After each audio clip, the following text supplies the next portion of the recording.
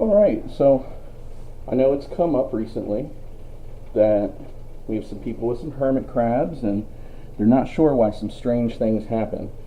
So first I'm going to start with some general guidelines. What we have here are all the contents of the cage, all the decorations and things, because once in a while we need to boil them to sterilize them. Keep them healthy and happy, right? Now, I've just finished putting their tank together, kind of cleaning it out, getting the sand wet, because I don't know if you can tell, but this sand is like sandcastle sand. If you have them in with dry sand, that is going to kill them. They need a lot of humidity to stay happy and comfortable. Look at the depth here. I don't know if you can see it. That's my hand.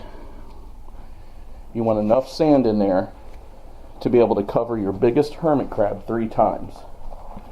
So again, look at the size of my hand. And this guy here is our biggest. And he is happy and healthy and big. We'll stick him in there now. These next two are pretty much the same size.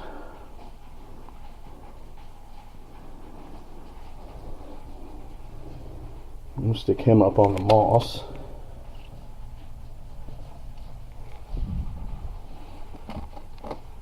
And then this guy, tell you what, let's force him into the saltwater bath.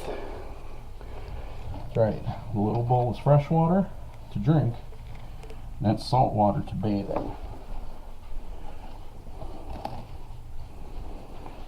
So he's Mr. Timid. We'll put him in the back there. Got another one that's a little on the timid side. We'll stick him back there too.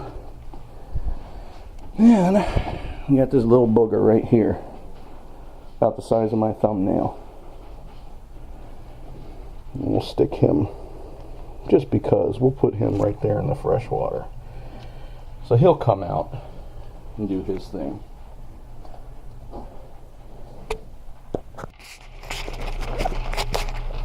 So back to over here, you can see we have a rolling boil, and this just started, so we're going to let this go for about 10 minutes, maybe 15 minutes. Let it fully kind of heat up the wood and all the decorations and get them fully sterilized, at which point I will pull these out and flip them over and let the other side go. So we'll have this boiling a total of 30 minutes.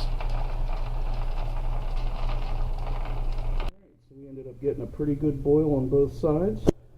I just dumped this stuff out, and once it has a chance to properly cool down, we'll reintroduce it to the tank. There we go.